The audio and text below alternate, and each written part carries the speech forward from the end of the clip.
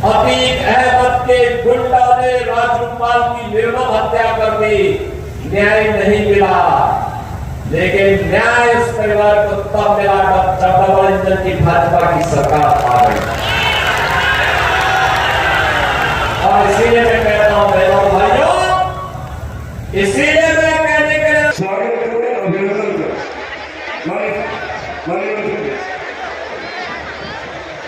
और हमारे बीच में उपस्थित भदोही के लोकप्रिय मिर्जापुर के मझवा विधानसभा में गांधी इंटर कॉलेज के मैदान में माननीय मुख्यमंत्री ने जनसभा को संबोधित करते हुए कहा कि यह धरती सिद्धि स्वामियों और संतों की है, जिसको नमन करते हुए सभी को प्रणाम करते हैं। प्रदेश में डबल इंजन की सरकार कार्य कर रही है। आज विकास के लिए हाथ नहीं फैलाना पड़ता है, विकास खुद चल कर आता है। देखिए पूरी खबर।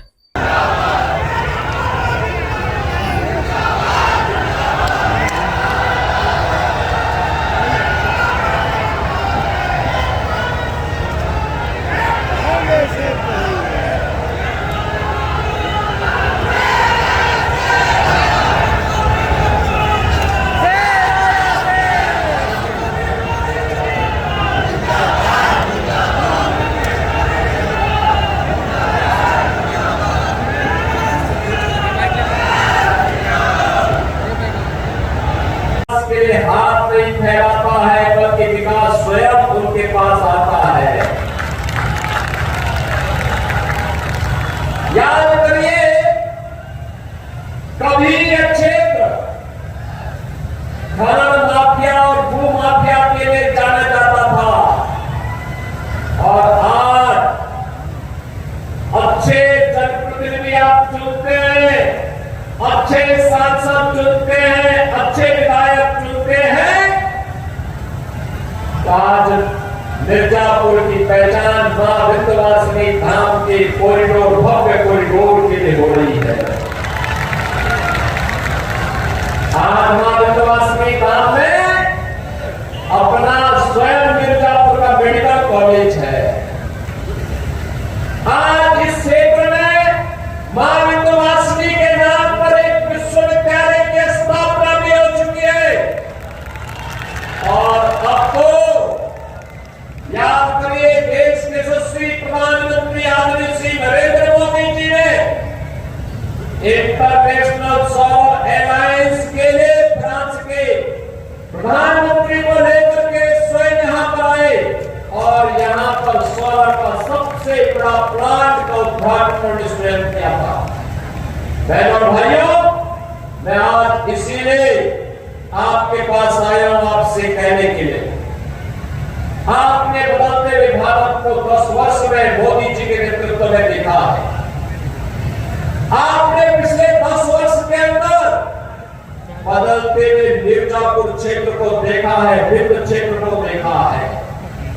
बहनों और भाइयों, एक तरफ भारतीय जनता पार्टी, अपना दल, निषाद पार्टी, स्वयंसेवक राजभर पार्टी, आरएलडी का एक गठबंधन एनडीए के रूप में गरीब, किसान, नौजवान, महिलाएं और समाज के विकास के लिए पूरी प्रतिबद्धता के साथ कार्य करने के लिए दिखाई दे रहा है, तो दूसरी ओर समाजवादी पार्टी, कांग्रेस का इंडी गठबंधन है। बहनों और भाइयों, कितना झूठ और फरेब इनके द्वारा कहा गया। इन्होंने कहा था खटाखट चुनाव के बाद, क्या खटाखट से किसी को 1 लाख रुपया मिला क्या? किसी को पैसा मिला क्या? आप समाजवादी पार्टी और कांग्रेस के लोगों से पूछोगे पैसा कहां गया। बहनों भाइयों, ये तो मां विंध्यवासिनी का धाम है, नारी शक्ति के जागरण का धाम है, नारी अस्मिता और नारी स्वाभिमान का धाम है। और हमारी परंपरा में कहते हैं, यत्र नारीस्तु पूज्यते रमते तत्र देवता, जहां साक्षात मां विंध्यवासिनी स्वयं विराजमान होकर के, मां श्रुति स्वयं विराजमान होकर के अपने आशीर्वाद बरसा रही हो, उस पावन धरा समाजवादी पार्टी के लोगों ने तो आज वह भी नहीं छोड़ा। बहना भाइयों, देख सफाई बिटिया घबराई, आज आप देख सकते हैं। और मैं इसीलिए आपसे कहने के लिए आया हूं, अयोध्या में एक किसान बिटिया के साथ इन समाजवादी पार्टी के नेता मुइन खान के द्वारा क्या व्यवहार किया गया था। अब आप बताओ, इसमें क्या कार्रवाई नहीं होनी थी? क्या कार्रवाई होनी चाहिए थी ना? और हम लोगों ने जब कार्रवाई की तो ऐसे लगा जैसे समाजवादी पार्टी के नेता जमीन आसमान ठीक कर देंगे। कन्नौज में एक बेटी के साथ किस प्रकार का व्यवहार समाजवादी पार्टी के नेता के द्वारा किया गया। और इसीलिए मैं कह रहा हूं, देख सफाई बिटिया घबराई, ये समाजवादी पार्टी आज यहां तो एक प्रोडक्शन हाउस बन गया है, माफिया और अपराधियों को पालने का प्रोडक्शन हाउस है। यानी जहां पर हर दुकान अपराधी, हर दुकान माफिया, हर दुकान दुष्कर्मी जहां से पैदा होता है। और इसके सीईओ अखिलेश यादव है, इनका ट्रेनर शिवपाल यादव है। और इसीलिए मैं आपसे कहने के लिए आया हूं कि बहनों और भाइयों, ये माफिया और ये अपराधी किसी के नहीं हुए। जहां जाएंगे पूरी संपत्ति हड़प लेंगे, गरीब को उजाड़ देंगे, कमजोरों को पर अत्याचार करेंगे, बेटी और बहन की इज्जत पे हाथ डालने का काम करेंगे। कभी समाजवादी आंदोलन देश का एक आदर्श आंदोलन माना जाता था। जयप्रकाश सिंह थे, डॉक्टर राम मनोहर लोहिया जी थे, आचार्य नरेंद्र देव थे, चंद्रशेखर जी थे, जगेश्वर मिश्रा जी थे, मोहन सिंह जी थे। एक आदर्श था इनका। इन्होंने कहा था पुण्यों की राजनीति करने की बात की थी। इन्होंने कांग्रेस के खिलाफ आंदोलन का संघर्ष किया था। कांग्रेस के अराजक भ्रष्ट गतिविधियों के खिलाफ इन्होंने संघर्ष किया था। लड़े थे देश के लिए, लोकतंत्र के लिए लड़े थे। और आज ये समाजवादी पार्टी पेशेवर माफिया और अपराधियों का गढ़ बनकर के किस तरीके की अराजकता पैदा कर रही है, ये किसी से छुपा हुआ नहीं है। और इसीलिए मैं आपसे कहने के लिए आया हूं, बहन और भाइयों, कहने के लिए आया हूं, आखिर यह अतीक अहमद किसकी देन है? ये मुख्तार अंसारी किसकी देन था? एक खान मुबारक किसकी देन था? आप मुझे बताओ। मैं आपसे कहने के लिए आया, यही कहने के लिए आया हूं, कृष्णानंद राय की हत्या, भारतीय जनता पार्टी के विधायक की हत्या सरेआम गाजीपुर जनपद के अंदर की गई थी। जब कृष्णानंद राय की हत्या हुई थी, बहनों और भाइयों, जब कृष्णानंद राय की हत्या हुई थी, उनके साथ रमेश पटेल भी थे, रमेश यादव भी थे और ऐसे अन्य लोग थे जो कृष्णानंद राय के साथ ही, जिनको गोलियों से इस माफिया ने भून डाला था।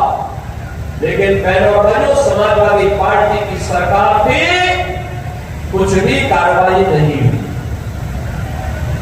ऐसे ही प्रयागराज में हुआ था। राजूपाल बहुजन समाज पार्टी के विधायक थे,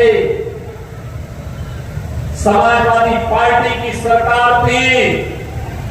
अतीक अहमद के गुंडा ने राजूपाल की निर्मम हत्या। पार्टी है, यहां हर दुर्दांत माफिया और अपराधी का प्रोडक्शन हाउस बन गया है। यानी यहां से पैदा होते हैं, यहीं से लूट खसोट करते हैं, अराजकता फैलाते हैं और फिर जनता को गुमराह करने करने की बात भी करते हैं।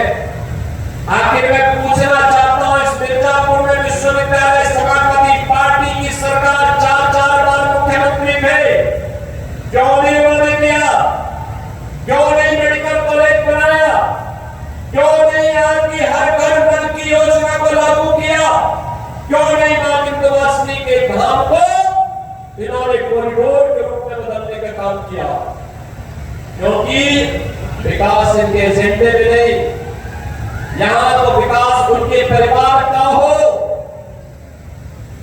मिर्जापुर और विंध्य क्षेत्र का नहीं, प्रदेश का नहीं, इससे इनको कोई लेना देना नहीं, विकास से कोई लेना देना नहीं। ये लोग तो अव्यवस्था और अराजकता में विश्वास रखते हैं, और इसीलिए जब विकास की बात होती है, आपने मोदी जी के नेतृत्व में बढ़ाते हुए भारत को देखा है। आज तो प्रधानमंत्री मोदी जी ने भी कह दिया है कि देश के अंदर 50 करोड़ लोग पहले से 5 लाख रुपए की स्वास्थ्य बीमा का कवर प्राप्त कर रहे थे। अब तो मोदी जी ने कह दिया है 70 वर्ष के ऊपर के जितने भी बुजुर्ग होंगे सबको हर वर्ष 5 लाख रुपए की फ्री में स्वास्थ्य की सुविधा देंगे। अब मुझे बताओ, क्या इसमें भी जाति की बात है क्या? तो जो भी है सबको मिलेगा, सबका साथ और सबका विकास, सबका साथ और सबका विकास नहीं होता है। राशन 15 करोड़ लोग यूपी में और देश के अंदर 80 करोड़ लोग फ्री में राशन का लाभ प्राप्त कर रहे हैं। पिछले 4.5 वर्ष से प्राप्त कर रहे हैं और अगले 5 वर्ष तक प्राप्त करते रहेंगे। आप सोचिए, 4 करोड़ गरीबों के मकान बन गए, अकेले यूपी के अंदर 56 लाख गरीबों के मकान बन गए, 12 करोड़ गरीबों के घर में शौचालय बन गए। देश में यूपी के अंदर 2 करोड़ 62 लाख घरों में एक शौचालय बन गया। बहनों और भाइयों, 10 करोड़ गरीबों के घर में उज्ज्वला योजना का कनेक्शन पहुंच गया, और हम लोगों ने तो तय किया है कि होली और दीपावली में फ्री में एक भरा सिलेंडर उपलब्ध करवाएंगे। वह आज वर्तमान में भी मिल रहा है, और इसीलिए आज मैं आपसे कहने के लिए आया हूं, बहनों और भाइयों, विकास का जो क्रम यहां पर यहां की माननीय सांसद श्रीमती प्रिया पटेल जी की नेतृत्व में यहां के लोकप्रिय विधायक के रूप में कार्य कर रहे डॉक्टर विनोद बिंद के नेतृत्व में आगे बढ़ा था, यह सिलसिला थामना नहीं चाहिए, और इसके लिए यहाँ पे डबल इंजन होना ही चाहिए। इसके विधानसभा चुनाव में भी एनडीए के प्रत्याशी के रूप में भाजपा की प्रत्याशी श्रीमती सुशीला मौर्य को भारी बहुमत से विजयी बनाने की अपील करने के लिए मैं आपके पास आया हूं। बहनों भाइयों, 17 से 22 के बीच श्रीमती सुशीला मौर्य जी यहाँ की विधायक के रूप में काम की थी। अनुप्रिया जी के साथ मिलकर इन्होंने बेहतरीन समाज बनाकर के विकास के कार्य में एक गति देने का काम किया था। 2022 में डॉक्टर विनोद बिंद को भारतीय जनता पार्टी और एनडीए की ओर से टिकट देकर के यहाँ पर प्रत्याशी बनाया गया। तब भी डॉक्टर सुशीला मौर्य यहाँ पे काम कर रही थी, भाजपा और एनडीए के लिए कार्य कर रही थी। जब भी मैं यहाँ पर आया किसी भी चुनाव में, श्रीमती रिंकी कोल के चुनाव में आया हो या फिर लोकसभा चुनाव में, तब भी वे यहाँ पर थी, काम कर रही थी, और इसलिए बहनों और भाइयों आज मैं आपसे अपील करने के लिए आया हूँ, यही अपील करने के लिए आया हूँ।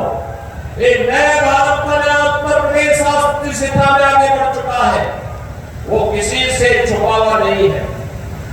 इन 7.5 वर्षों में प्रधानमंत्री मोदी जी के नेतृत्व में, उनके मार्गदर्शन में उत्तर प्रदेश का परसेप्शन बदला है।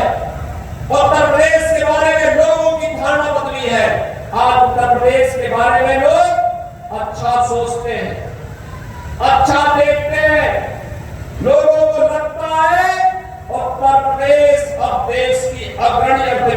के रूप में आगे बढ़ेगा। अब उत्तर प्रदेश का नौजवान पलायन नहीं करेगा।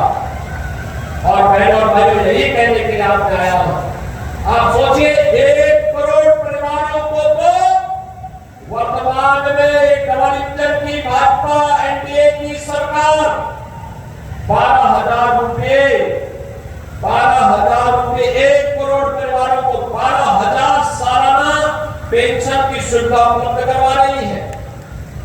12 करोड़ किसानों को, जिसमें 2 करोड़ 62 लाख किसान अकेले यूपी के हैं, इन्हें 6,000 रुपये सालाना प्रधानमंत्री किसान सम्मान निधि का लाभ प्राप्त हो रहा है। बहनों और भाइयों, भारतीय जनता पार्टी और एनडीए आप सबकी ताकत के बल पर विकास और विरासत का जो मॉडल खड़ा कर रही है, इसी में आने वाली पीढ़ी का भविष्य उज्जवल बनने वाला है। और इसीलिए भारतीय जनता पार्टी बार बार कह रही है, हम लोग आपसे बार बार कह रहे हैं कि लोकसभा चुनाव के दौरान जिन्होंने अफवाह फैलाई थी, जिस प्रकार का इन्होंने दुष्प्रचार किया था, उसका पर्दाफाश हो चुका है। चुनाव संपन्न हो गए, मोदी जी तीसरी बार प्रधानमंत्री बन गए। तीसरी बार प्रधानमंत्री बनने के बाद भी आज भी बाबा साहब भीमराव अम्बेडकर के द्वारा बनाया गया संविधान वैसे ही है। आज भी इसी प्रकार का सम्मान सबको प्राप्त हो रहा है। कई आरक्षण समाप्त नहीं हुआ है। और बहनों और भाइयों, जिन्होंने झूठ बोला था कि लोकसभा चुनाव के बाद खटाखट 1 लाख रुपया खाते में आ जाएगा, वह भी नहीं आया है।